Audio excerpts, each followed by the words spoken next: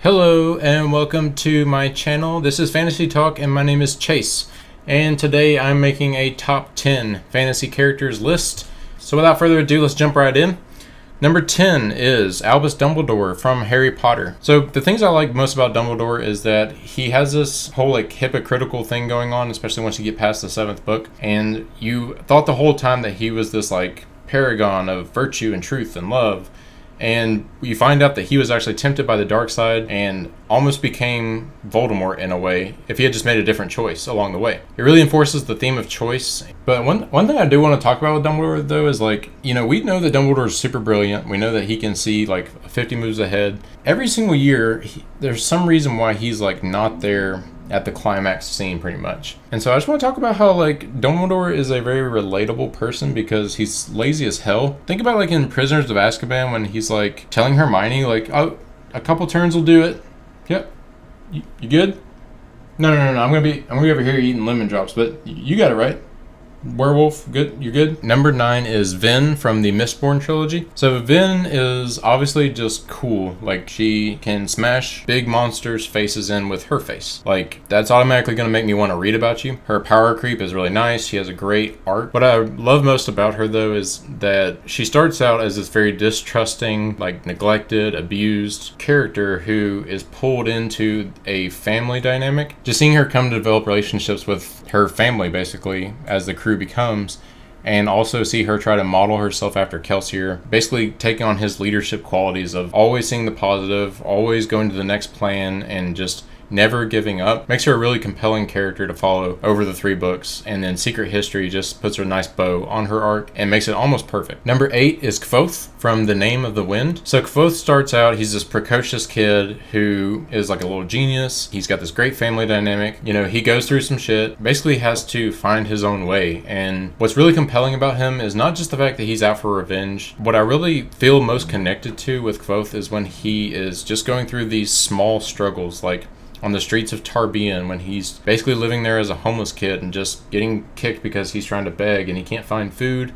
And he's sleeping on a roof. He gets small kindnesses from people in that city. Same thing in the university where he's trying to just scrounge up enough money to eat and pay his tuition, have a place to live, and buy himself just an instrument just to be able to entertain himself and have some kind of connection to his former life. And also so he can keep pursuing this path to knowledge so that he can get the knowledge he needs to have his revenge. On top of that, he's a flippant bastard. Even without a really engaging plot, those 2 books are engaging because Kvothe's character is engaging. Now, not everybody connects with him, but to me, he's such a great storyteller. He pulls you into the book, and at the end of the day, that's what I want a character to do, is just pull me so far into a story that I don't notice the outside world anymore, and Kvothe does that for me 100%. Number 7 is Sand Danglockta from the First Law trilogy. So Glokta was once this noble, promising winner of the contest. He's a great swordsman. In the military, he was a colonel, and then he gets captured and tortured for 3 years, is disfigured and grotesque. He has all these small pains that just add up to basically him always being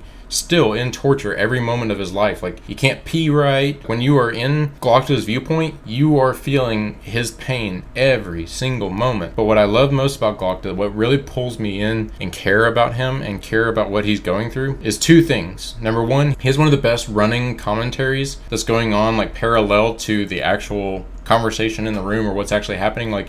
He's giving you this alternate director's commentary where he's saying one thing, but then he's actually telling you what he actually thinks about the situation, and it's super funny. And the other thing is that he's just really morally gray. He's really actually evil when you really think about it, what he actually does, but because you empathize with him so much from his past, and also just even he's wondering, why is he a torturer when he is a product of torture? He eventually lands on a reason of well, what else am I gonna do? This is all I have to keep me going. This is all I have to live for. Is really sad, but also just captivating. Number 6 is Egwene Alvear from The Wheel of Time. So I'm going to get on my soapbox real quick here, so y'all just bear with me. So look, if you want to think that Egwene is a Mary Sue, whatever, but let me just talk about this. Hermione from Harry Potter, never gets the shit that Egwene gets. But Hermione, a part of her character is that she's super smart. She's really good at everything she does. She's bossy. And that's another thing Egwene gets crap for. She's always being bossy to her friends. Like, people talk about how Egwene is just all of a sudden good at politicking. Like, her dad was the mayor of a village. She has is her freaking advisor. Like, I don't understand that whole criticism of her. And the other thing too is I'm pretty sure she's Ta'Veren for at least part of the series, which is why so many of them are in shock when they're agreeing with her. They don't mean to agree with her. Like, she is unintentionally forcing them to become over to her side politically. That explains a lot of the reasons why she's able to succeed so quickly. The other thing is that she's just extremely powerful. She's tough as nails, and her friendships with the Aiel Wise Ones are like some of my favorite part of the Wheel of Time. And not only that, like, she's willing to stand up to Rand, and almost nobody else except for Nynaeve and Cadsuane will do that. Egwene is amazing, and she needs more love, and all you haters need to chill out. Number 5 is Kelsier from the Mistborn trilogy. So what I love about Kelsier is that he's very morally gray. I've said this a few times, but Butcher from The Boys is basically Kelsier if you've never read Mistborn, where he has this like unrelenting hatred of this group of people. In Kelsier's case, it's the nobles because of the oppression that they've put the Skaw under for like 1,000 years. Like, no one noble is gonna like change his mind. So where there's Starlight for Butcher, like, she's not gonna flip his mind on superheroes, or Kimiko. Like, for Kelsier, Elend being nice for a noble is not going to flip his mind and change it. And he like slaughters nobles by like the score. He enjoys it. He believes that it is the right thing to do. And Brandon Sanderson does a really good job of humanizing a lot of the nobles, so that we see that while they are complicit in a system that does foster oppression, that it does make you ask the question, is Kelsier actually doing the right thing? And his methods are definitely debatable. Just like with Dumbledore, he is ultimately pursuing a goal that is actually the greater good. And the other thing is that he has trauma that we understand. Like, he lost his wife at the hands of the Lord Ruler, basically. He almost has like survivor's guilt in a way, like he thought it should have been him. The thing I love most about Kelsier is that he is just a leader. Like, the whole like smiling no matter what and finding things to laugh about is like, I don't actually think he's happy in those moments. He's trying to stay positive for his team. No matter what happens, no matter how many failures, how catastrophic, like everything's crashing down around him, he always has another plan, another backup, and he's so optimistic. Like, he's always like, we can do this. And if it's him versus 1,000, he's still like, I can do this. Secret History only served to like reinforce that.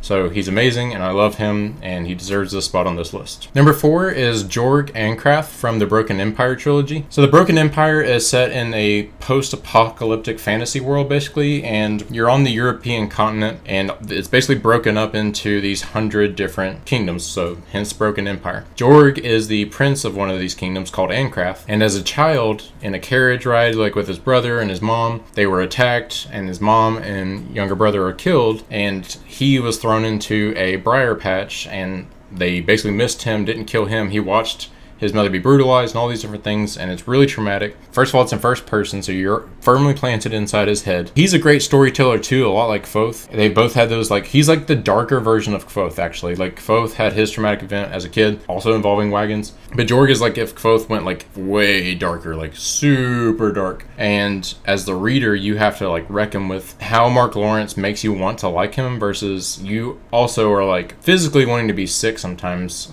reading about the things that he does and the choices that he makes, or how offhandedly he does something that's super evil. Jorg's actual complexity as a character, like his growth over time, learning how to do these things that are foreign to him, they're just basic human kindnesses. Like, it is without a doubt one of the most fascinating things I've ever read in my life. And if you can handle a character that is really dark, then I definitely suggest you try it out, because it's some of the most beautiful writing I've ever read in my life, and Jorg is a fascinating follow. Number 3 is Logan Ninefingers from the First Law trilogy.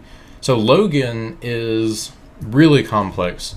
He is basically a berserker. Like, he has this alter ego called the Bloody Nine, who is this just force of death and destruction that doesn't see friend or foe, just wreaks havoc. So you have that monster, it's like the Hulk or Jekyll and Hyde, and then you have like the Bruce Banners, Logan, like the actual person within. While he's still very dangerous, he's a killer, I would still be terrified of him. What I love about him so much is when you're in his viewpoint, like, he's just a guy, like he's a regular person who's trying to be better. He is trying to escape this past of his. Like, he doesn't like walking into a room or having people recognize him and immediately like shit themselves in fear. Like, he hates that. He's lost his family. He's also on a quest for vengeance, but he's also a leader, like, and he's all about making those human connections and like doing the small things to create a crew. Like, he was a chief at one point. It's so humanizing to be in his head as he's trying to forge these relationships, whether he's successful or not. There's some humor to his character too. He's just a great follow. He's written really well. I'm in book 3 right now, so please don't spoil anything. I'm really pulling that he makes it out. Number 2 is Shallan Devar from the Stormlight Archive. When we meet Shallan, she's this sheltered, naive girl who's basically been locked in a house her whole life and not allowed to go anywhere. We know that she has this traumatic backstory, but we don't really know what it is. And so as we learn more about her, we see how complex she is and everything she's had to deal with, like the intense trauma that is within her. She is not okay, y'all. She's super capable, like she has all the potential in the world, but she also has this potential to go any way, and like she's the biggest wild card in the story right now. It's just one of the most fascinating character constructs I've ever seen. Like if she completes an entire like really good arc and he sticks the landing with her, like she could be up there